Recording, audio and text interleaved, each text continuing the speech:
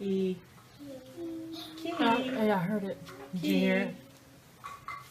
Match ring. Match ring.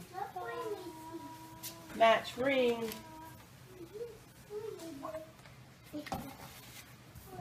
Ring. She said, Yeah. match cake.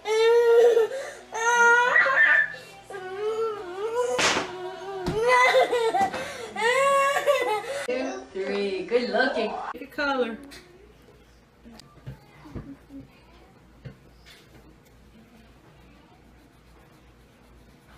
Color. What is Patty? What is that? Is it that hog thing like on the Lion King?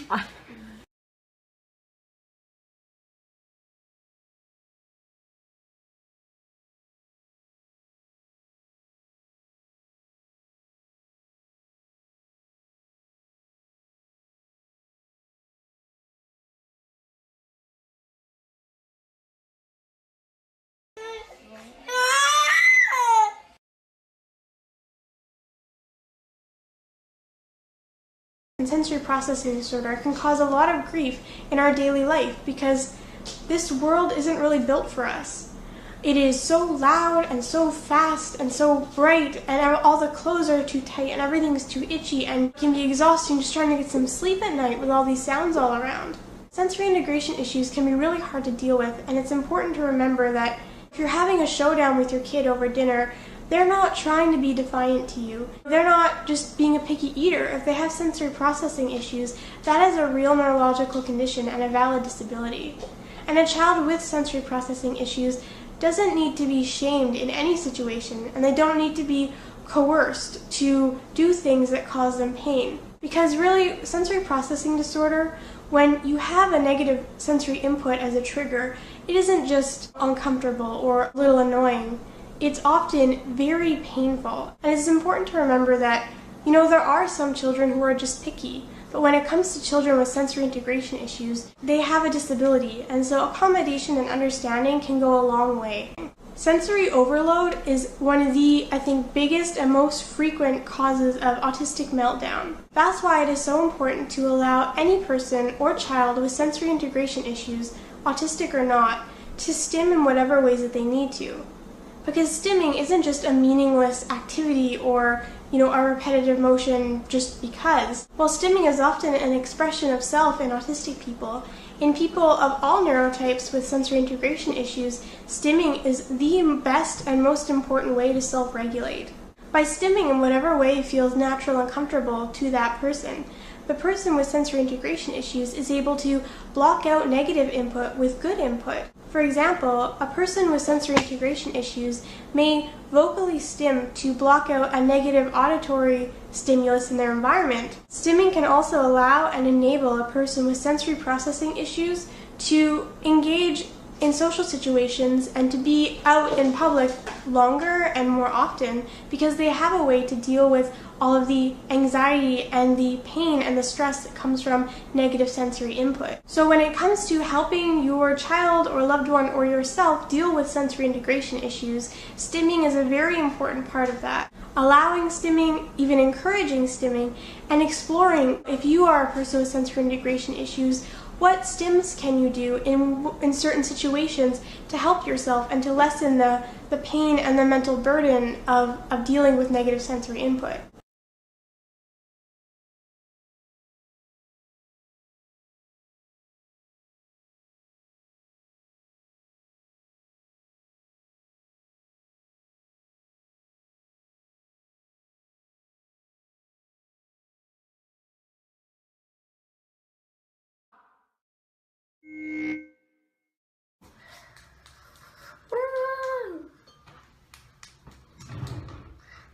Twist and flat. Oh, both of them are twisted and flat? So. It's got a neat feeling to it, right? Yeah, it does. It's like you're doing this. Like you just...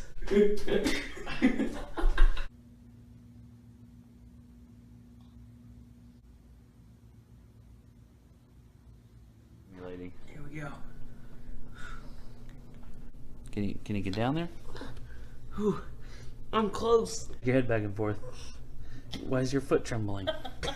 Because it hurts. Is it a That's good not stem? satisfying whatsoever. That's No? just painful.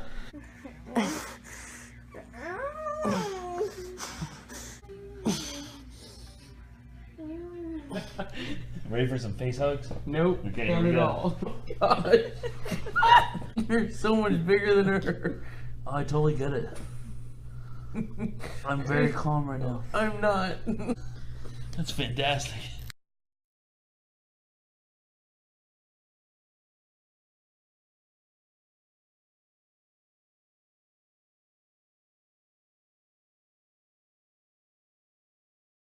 Birthday yet. It looks like making Check out your raspberries. He's like, it's not my birthday. They are making raspberries. You're so smart. Oh, smart. They're making raspberries. This isn't the first time Jack Riley's mentioned making raspberries to himself today. He scripted this phrase while he was opening his presents just a few moments ago. Let's watch that again. Raspberries. Making raspberries. Raspberries. Like making raspberries. They are making raspberries. Like making raspberries. What are you talking about? Raspberries. I don't see any raspberries. I see cars. I see a car. I see a truck. Jessica redirects Jack Riley to talk about what's present instead of non-functional language. This stereotypical behavior is a common one for kids on the spectrum. Not all kids, though, do it for the same reason. But typically, echolalia is intrinsically reinforcing. It comforts and helps regulate the self because it's a form of self-stimulatory behavior, like hand flapping or body rocking. Hey, no, Jack Riley. Hey. Stop.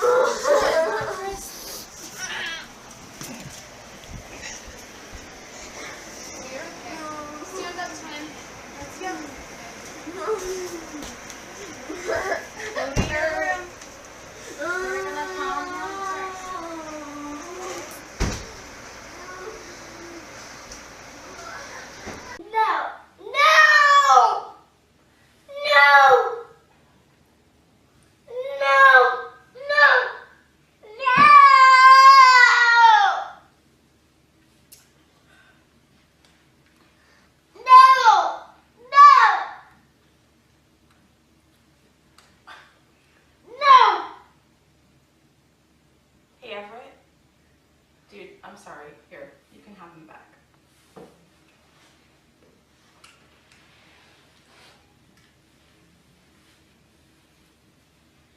Can we still play? Yeah. Okay. Everett, do you want to play with the cars? No. Oh, we're at the... Yeah. Okay. Sorry. So here's where... Actually, here's where you step in. Okay. And have them do something else. Okay, let's play with the train. Okay, let's set up a track.